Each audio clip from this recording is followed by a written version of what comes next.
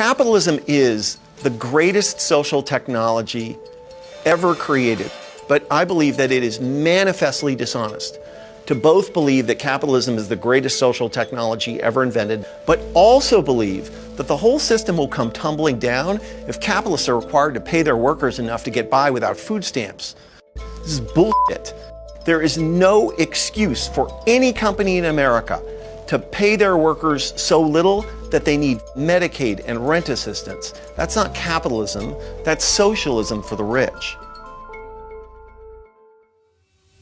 My name is Nick Hanauer, and I'm both a serial technology entrepreneur and venture capitalist, but I'm also a civic activist.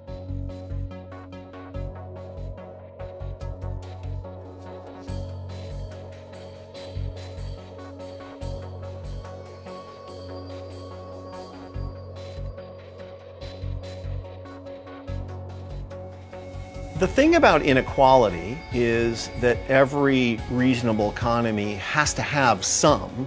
That's not in dispute. The question is, how much should you have and how quickly should it change? And really the sort of thing that got me to start to care about this was realizing in 2007 or so that the top 1% of Americans in 1980 shared only about 8% of national income, but by 2007 that number had grown to almost 22%, while the income of the share of the bottom 50% had fallen from about 17.5 to about 12. And it doesn't take a mathematical genius to see that if that trend continues, we will no longer have a capitalist economy or a democracy, we'll have a feudal system. And to be clear, since then it's only gotten worse.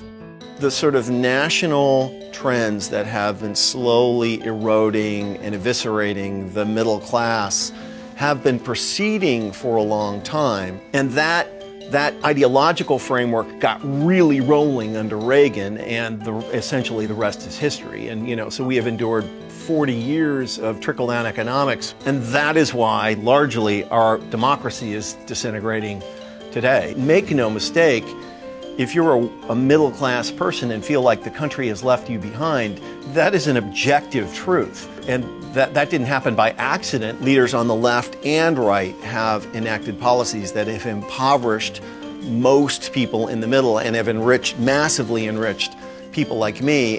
When people are that angry, they lash out, and we elected the leader who was lashing out too, and he happened to be Donald Trump.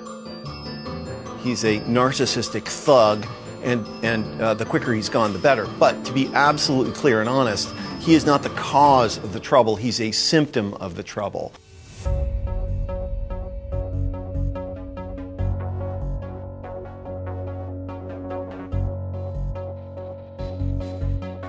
The tax bill that the Republicans passed a few months ago was just a giant theft from the middle class to the very rich. Ultimately, what does it mean? It means jobs, jobs, jobs, jobs. If there was a shred of truth to the idea that tax cuts for rich people and corporations would somehow increase growth, then we would have had enormous amounts of jobs and growth and wage increases already, because corporate profits are already twice as high as they were. And a tiny fraction of what companies could be investing is actually invested. The vast majority of the cash flows are simply enriching the very rich already. If it was me, I would radically increase corporate tax rates, because I don't think that makes American companies less competitive. I think it makes them more competitive because it forces them to invest in themselves and in the country rather than paying taxes. Rich people no more create jobs than farmers create tomatoes. The economy generates jobs, not rich people. And the more money consumers have, the more jobs that are created, because people buy things, and people like me are required to hire people in order to meet that demand. And so this whole idea that the rich are job creators, again, is just another way of instantiating a narrative that ultimately means we matter and you don't. It's an intimidation tactic masquerading as economic theory. It is exactly the same as claiming that white people are superior to people of color. If you accept that as a biological fact, then there are a bunch of norms that are acceptable, like slavery and other things. The American public needs to come to terms with this and start pushing back against these lies. If people don't have any money, who will buy the stuff? What's happened to our country, and one of the big reasons the middle class has declined, is that in the day, 40 years ago, about 65% of workers were entitled to overtime if they worked more than 40 hours a week. Today, if you're salaried, that number is just 8%. The overtime threshold is something that people really don't understand very well, but it is the indispensable labor protection for middle class people. And here's why. If you go to work for a Jack in the Box or something like that, and your boss pitches you a fake title like assistant manager, they can make you work 70 hours a week without paying you overtime. And here's why that's terrible, is if you do that 30 or 40 or 50 million times across the economy, you have turned 3 jobs at 40 hours a week into 2 jobs at 60 hours a week millions of times. And that's a way to turn 60 million jobs into 40 million jobs and take 20 million jobs out of the economy. And so nobody makes overtime anymore.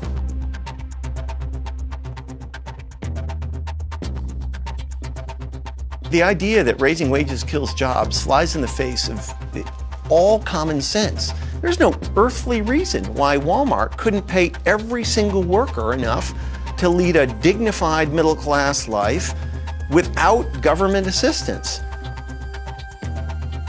The reason they don't is they choose not to, and no one has confronted that. It's egregious. If you put me in charge of the country, what I would not do is implement the minimum wage geographically, which is what we have largely done. If you go to a small town, it's not dominated by the local department store. It's the Walmart or the Walgreens or the Bank of America or whatever it is that employs people. And so if it was me, what I would do is implement labor standards like the minimum wage, not by geography, but by company size. This is not to penalize the biggest companies, but to hold them to the standard that they should be held to, which is, congratulations, you're a giant, profitable multinational corporation. Now act like one. When I start talking about raising wages to my wealthy friends and CEOs, mostly they look at their shoes. But nobody wants to face the truth. If past is prologue, they're going to wake up after everything gets burned down and then be like, oh, geez, we should do something different. The simple truth is that our country will not be better until people feel better, and they're not going to feel better until they do better, and they're not going to do better, and here's the hard part, until we pay them more. And everything else in politics is either a distraction or a lie.